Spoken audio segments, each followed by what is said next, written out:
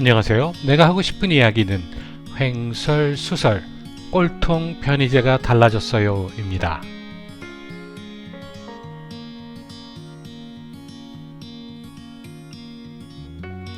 다행스럽게도 편의제가 보석이 허가되어서 구치소에서 나왔습니다. 대한애국당을 깨부수려 눈이 뻘개서 광기에 넘쳐서 설쳐대던 편의제는 사라지고 다시금 맑은 눈의 편의제를 보게 되어서 다행입니다. 편의제가 끼는 조직은 꼭 끝이 더럽게 끝난다고 해서 마이너스의 손이라 불리던 그가 감옥 생활 1년 만에 양보와 인내를 배우고 나온 듯합니다.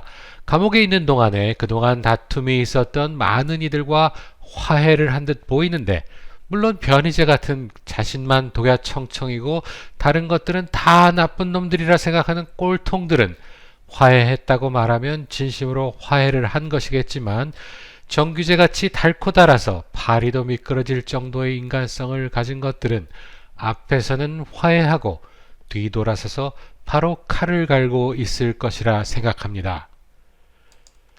아무튼 편의제가 출소 후에 대한애국당 광화문 천막도 다녀가고 대한문 집회에도 참석하고 황교안에게도 연락을 취하면서 아주 광폭 행보를 보여주고 있습니다.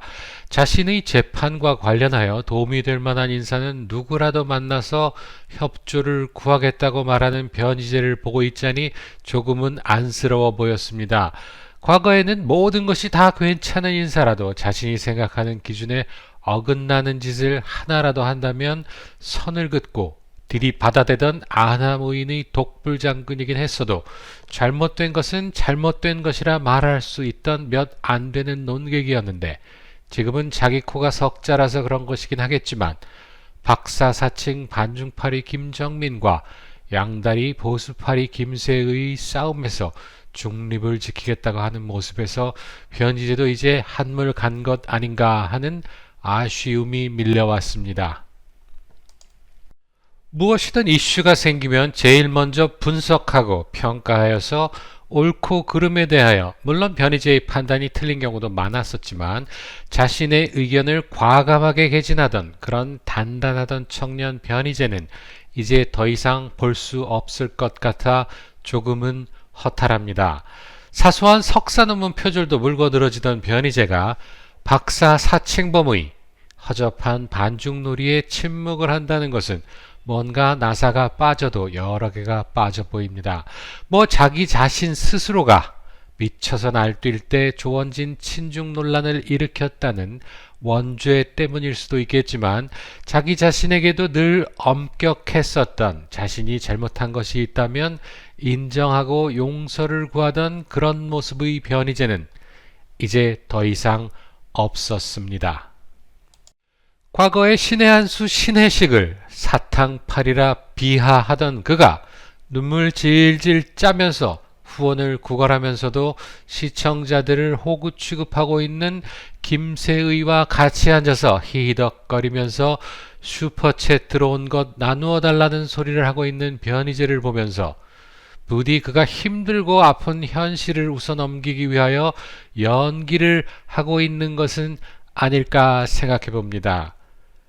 꼴통 편의제가 협동이라는 것을 할 줄 알게 된 것은 참 좋은 변화라 하겠으나, 이런들 어떠하리 저런들 어떠하리를 외치면서 시류에 편승하는 그런 모습이 되지는 말았으면 좋겠습니다.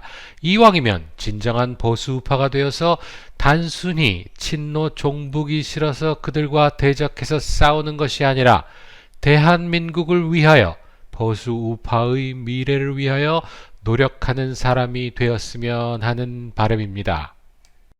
미국에 사신다는 애청자분께서 제가 트럼프 관련 글을 올리니까 저도 미국에 사는 것 아닌가 생각하셨는지 두 번이나 미국에 사신다 댓글을 다셨었는데, 이번 기회에 제가 아무리 무명용사라 하더라도 사는 곳 정도는 말씀드려야 하겠기에 말씀드리고자 합니다. 저는 호주에 살고 있습니다. 한국을 떠나온 지 벌써 강산이 세 번째 바뀌려 하고 있습니다. 태극기 집회는 몸은 비록 멀리 있어서 가지 못하더라도 양동안 박사가 처음 서울역에서 집회를 시작했을 당시부터 매주 토요일 한 번도 빠짐없이 잠시라도 유튜브로 참가를 하고 있습니다. 태극기 집회에 참석하시는 분들의 애국심과 열정에 항상 감사하고 있으며 제 나름대로 할 수 있는 일이 무엇일까를 고민하다가 유튜브 방송을 하기로 결심했습니다. 방송을 시작하고 격려해 주시는 분들과 애청해 주시는 분들 덕분에 감사하게도 제가 마음의 빚을 많이 덜게 되었습니다. 아무튼 왜 갑자기 제가 사는 곳을 이야기하는가 하면 요즘 한국 드라마를 보면 심각한 문화 충격을 느낀다는 것을 말씀드리고자 해서입니다. 과거에는 나보다는 우리라는 것을 앞세우면서 타인에게 피해를 주면 안 된다 교육받고 자랐는데 지금은 나 자신보다 더 중요한 것은 없다는 듯 나만 괜찮다면 다른 이들이야 뭐 아무런 상관이 없다는 식의 이야기가 너무도 당연스럽게 받아들여지고 있다는 것입니다. 얼마 전에 빙의라는 드라마를 보았습니다. 불륜, 사생아, 재벌 뭐 그런 것이 나오는 시청률 높은 막장 드라마는 아니었습니다만 나름대로 생각하면서 재미있게 보았습니다. 그런데 그 드라마에서 범인이 자신을 쫓는 형사의 반장의 딸과 부하 형사의 약혼녀를 납치를 합니다. 그리고 그 두 형사들에게 먼저 상대방을 죽이는 이의 딸이나 약혼녀는 살려주겠다고 제안을 합니다. 물론 둘 다 상대방을 죽이지 않는다면 인질들 모두를 죽이겠다고 협박을 했습니다. 그러자 망설이던 형사 반장이 자신의 딸을 살해야 한다면서 자신의 부하를 쏘아 죽입니다.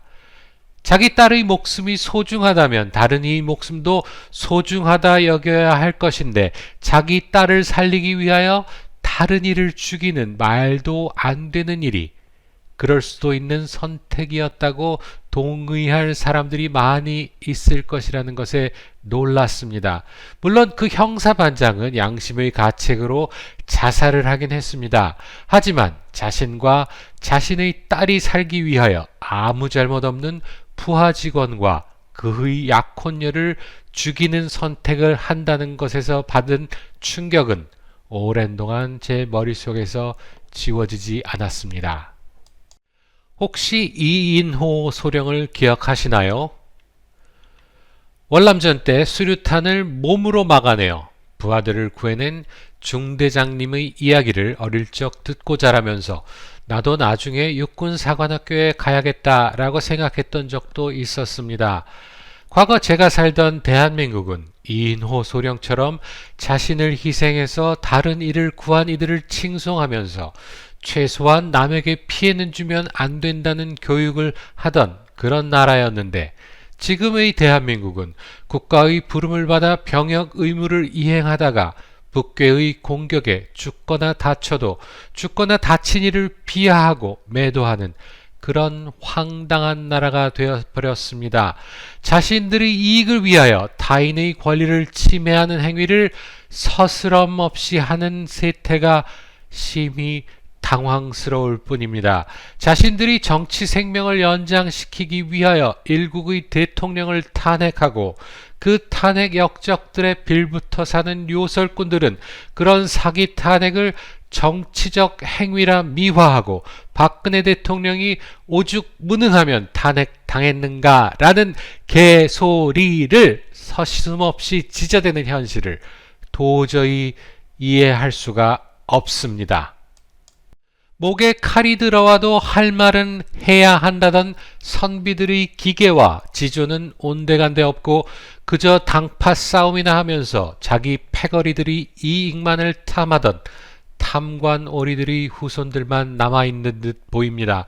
자유한국당의 탄핵 찬성 세력들과 탄핵에 침묵한 세력들을 그리도 무자비하게 씹어댔던 김세의가 자한당 당협위원장을 해보겠다고 서류를 제출하고 뻔뻔하게 자한당을 개혁하기 위함이었노라 주장하고 탈락하자 언제 자한당에 지원했느냐는 듯 자한당을 다시 까대기하고 있는 모습은 도무지 이해할래야 이해할 수 없는 그런 모습입니다. 박사사칭하면서 고대사 연구했다고 보따리 장사 떠돌이짓 하다가 좌파 역사학도들에게 문매를 쳐맞고 어찌어찌 굴러먹다가 지금은 보수파리로 연명하고 있는 김정민이의 말도 안 되는 음모론을 무슨 대단한 것인 양 박사님 칭송하고 있는 이들이 감성에 휘둘리는 좌좀들이 아니라 소위 말하는 보수 우파들이라는 것에 참으로 놀라울 따름입니다. 수많은 애국 국민들이 넉넉한 생활이 아니더라도 사비를 털어서 애국을 하고 있는데 지금은 편안하게 손주들 재롱이나 보면서 지내야 할 세대들이 추나 더우나 눈이 오나 비가 오나 그 아스팔트 위에서 목이 터져라 나라를 위해 소리치고 있을 때 카메라 앞에 모여 앉아서 히덕거리면서 쓸데없는 농담이나 주고받으며 슈퍼챗 얼마나 들어오나 눈 동그라니 뜨고 앉아서 기업적 보수파리를 하고 있는 것들이 서로 상대방을 헐뜯으면서 싸움질을 하고 있는 모습을 보면서 도대체 대한민국이라는 나라가 그것도 보수 우파라 생각하는 것들이 썩어도 이리 썩을 수 있는가 하는 한탄이 절로 나옵니다. 그리고 감옥에서 나온 변희재가 그런 자리에 앉아서 삼류 좌파식 말잔치에 나서서 탄핵을 논했다는 것은 변희재가 변해도 너무 변한 것 아닌가 걱정스럽습니다.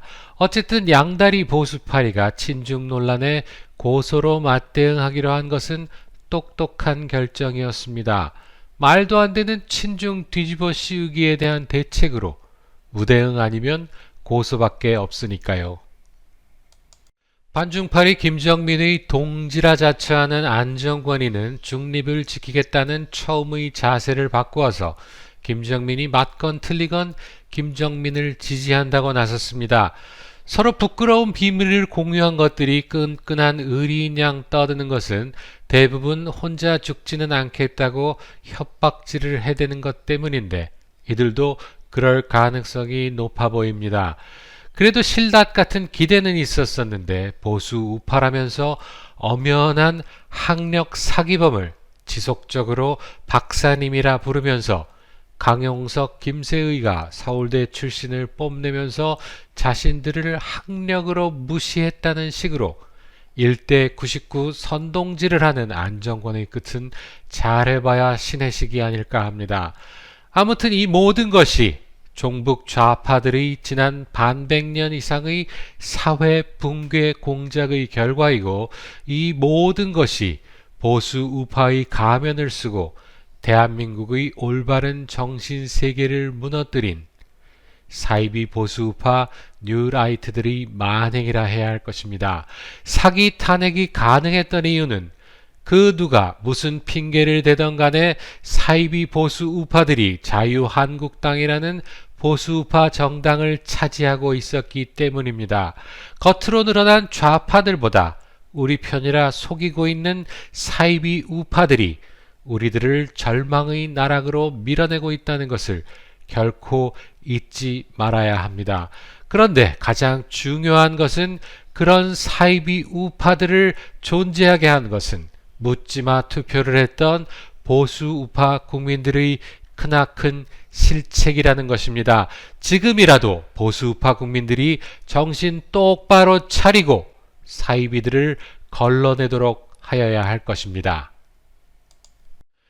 다음 총선에서도 그 사이비 보수 우파들을 자한당 쓰레기들을 좌파들이 무서워서 다시금 선택해 준다면 물론 좌파들에게서 정권을 찾아올 수도 없을 터이지만 이해찬이가 주장했듯이 보수 우파는 모두 불타버리고 보수 우파 정당이라는 것은 더 이상 대한민국에 존재하지 않을 수도 있습니다. 앞으로 1년 태극기 애국 국민들은 신발끈 질끈 동여매고 부지런히 탄핵 무효와 사이비 보수파 자한당의 실체를 널리 알려야 할 것입니다. 그것만이 대한민국을 바로잡는 유일한 길이라는 것을 꼭 기억하시기 바랍니다. 그리고 그것이 현재를 사는 우리 보수 우파들에게 주어진 귀중한 사명이라는 것을 감사하고 겸허하게 받아들여야 할 것입니다.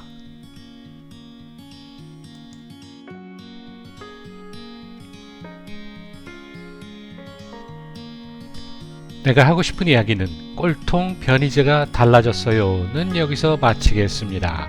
다음에 다시 만나요. 감사합니다.